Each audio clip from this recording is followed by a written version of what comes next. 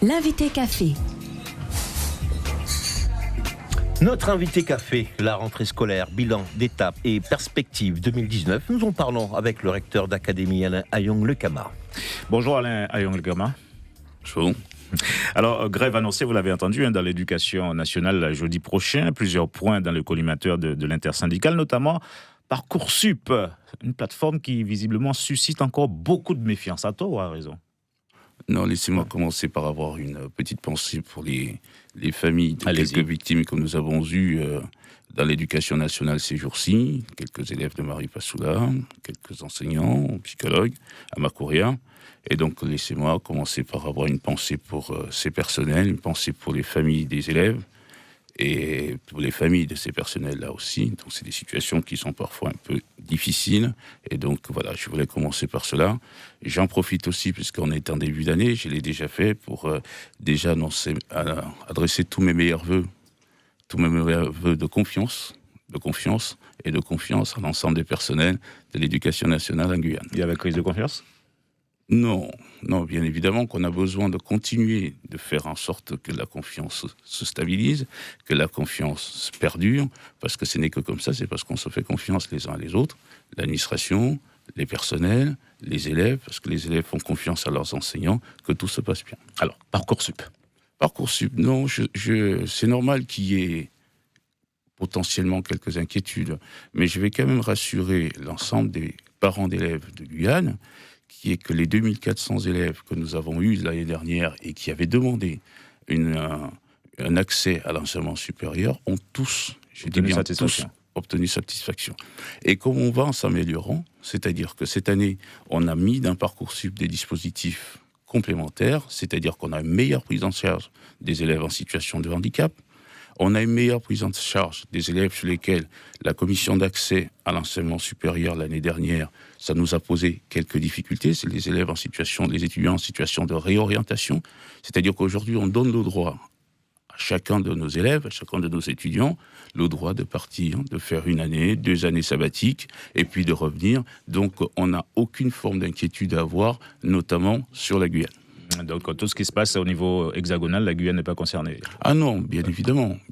Pourtant, les délais sont jugés un peu trop longs, un système un peu opaque, avec des algorithmes, qu'on n'arrive pas encore à bien déterminer s'agissant des critères de sélection. C'est un dispositif, comme vous l'avez bien compris, c'est un dispositif bien évidemment qui, on l'a commencé l'année dernière, donc on va en s'améliorant, bien évidemment. C'est-à-dire qu'aujourd'hui, si vous avez remarqué, on a raccourci les délais, c'est-à-dire que l'été qu'on a passé l'année dernière a continué d'essayer d'inscrire des élèves, c'était 2% de ceux qui restaient. Et donc là, on a raccourci les délais, ça veut dire qu'il y aura un peu moins de stress dans les familles, donc on arrive et tout sera bouclé avant les vacances d'été, comme ça les étudiants peuvent aller en vacances tranquillement avec leur famille. Donc nous, on continue d'améliorer le système, tout comme tout système, il est perfectible, mais bien entendu, il n'y a aucune inquiétude à avoir, on n'est plus dans la situation d'avant, on a fait un pas, et un grand saut même, en avant dans l'orientation des élèves pour leurs études supérieures. Véronique Betts. Alors, un autre motif de grogne, d'après les syndicats, c'est le fameux dispositif REP+. On rappelle, tous les établissements du secondaire, sauf un collège, étaient en REP+, en Guyane. Et ils estiment que le nouveau dispositif leur permet de garder leur prime, mais il les oblige à avoir un temps de présence devant élèves supérieurs, donc ils perdent là des charges horaires qu'ils avaient dans l'ancien système. Vrai ou faux ? Et si oui, pourquoi ? Déjà, je ne crois pas que les arbitrages soient faits, c'est-à-dire qu'aujourd'hui, la réforme de REP+, va se faire à l'échéance de la rentrée 2020. Donc, on n'est pas encore dans cette réforme. Il faut l'anticiper quand même. Et en plus, vous savez, il y a aujourd'hui au niveau national, comme le disait, au niveau national, on a les heures supplémentaires qui sont défiscalisées. Donc je pense que avoir 1 heure supplémentaire de plus, ça met du beurre dans les épinards, première chose. Et deuxièmement... Est-ce que ça sera obligatoire aussi, monsieur le recteur ? Et deuxièmement, dans une académie comme la nôtre, où on a 30% de contractuels, parfois de néo-contractuels, très sincèrement, quand j'ai des enseignants titulaires, chevronnés, s'ils peuvent donner 1 heure de plus, très sincèrement, ça m'arrange mieux parce qu'ils ont l'expérience de l'éducation, ils ont l'expérience pédagogique. Donc, La question se pose différemment dans notre académie, où on a 30% de contractuels. Ce sera obligatoire ou pas, ces heures? Je vous dis que tous les arbitrages ne sont pas encore faits, c'est pour la rentrée 2020, donc au jour d'aujourd'hui, il n'y a pas d'arbitrage définitif sur ces questions-là. Alors, par rapport à la grève de jeudi prochain, dans le collimateur également de l'intersyndicale, la réforme des lycées, du baccalauréat visée. Alors, on ne va pas rentrer dans les détails, mais quand vous entendez cela, vous vous dites quoi? Que décidément, le monde de l'éducation est réfractaire à toute réforme? Bon, non, on ne peut pas dire ça. Non, au contraire. C'est-à-dire qu'ils ont envie d'avancer.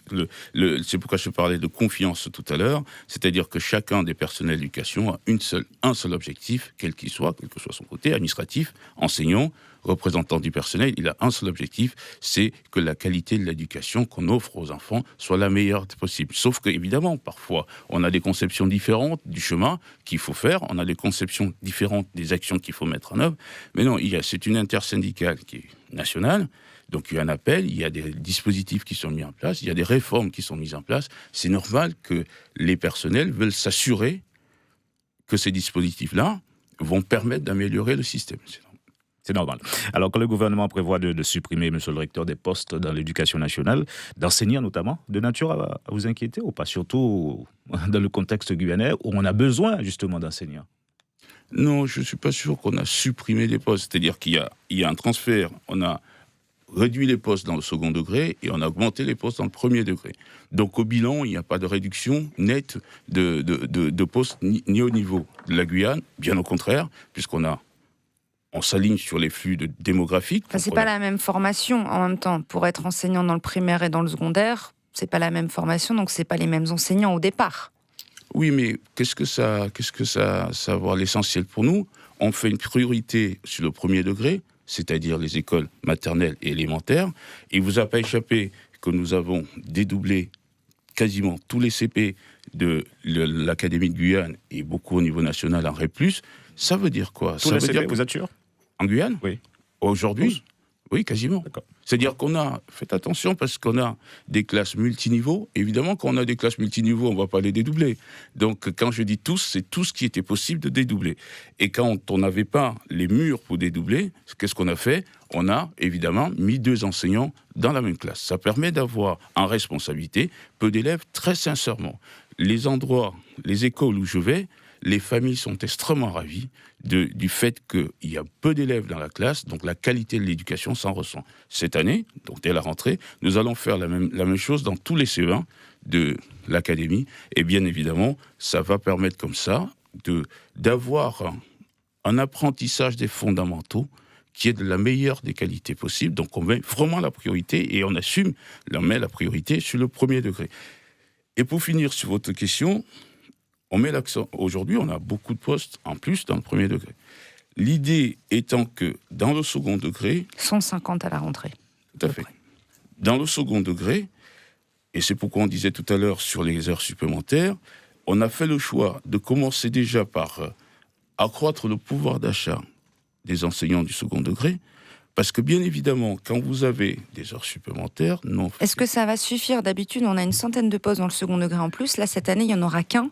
Donc, est-ce que vos heures supplémentaires vont suffire à pallier cette absence d'augmentation de postes, vu la démographie guyanaise? Totalement, puisque les heures supplémentaires comme les postes sont anticipés en fonction de la démographie que nous avons aujourd'hui. Nous avons une poussée démographique, notamment dans les collèges, et tout cela est parfaitement anticipé. Alors, ma question est toujours dans le contexte guyanais, monsieur le recteur. La semaine dernière, on l'a appris, on l'a évoqué sur nos antennes, des jeunes, donc des enfants, qui saccagent des établissements scolaires. Qu'est-ce que cela vous inspire, même si ça ne relève pas du rectorat, bien évidemment, la protection des écoles? Non, ça m'inspire. Déjà, c'est pas très joli à voir, des enfants de cet âge-là qui saccagent une école, et qui saccagent vraiment. Mais ça m'amène à continuer de dire, la confiance, continuer de dire que bien évidemment, on doit renforcer le lien avec les parents. La question de la parentalité se pose de manière assez ténue dans notre académie, donc il faut continuer de renforcer le lien avec les parents d'élèves. Il n'y a que comme ça qu'on y arrivera. C'est-à-dire qu'on ne va pas incriminer des enfants de cet âge-là, ils le font inconsciemment, bien évidemment, mais si on continuait de renforcer ce qu'on essaye de faire, nos liens avec les parents d'élèves, je pense qu'on arriverait à avoir des situations un peu moins de situations de ce type-là. Monsieur le recteur, merci d'avoir répondu à nos questions ce matin d'Invité Café. C'est déjà terminé. C'est déjà terminé. 7 minutes, ça passe très vite. Je sais qu'il y a un projet qui vous tient à cœur, les maternelles de proximité. Absolument. Les choses avancent visiblement.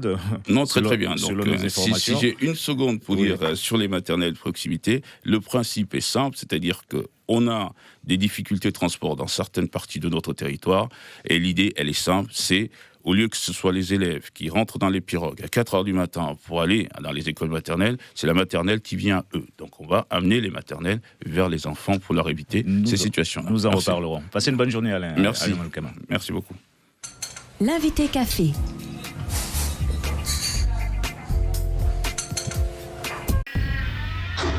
Suivez l'info sur Guyana Première, télé, radio et Internet.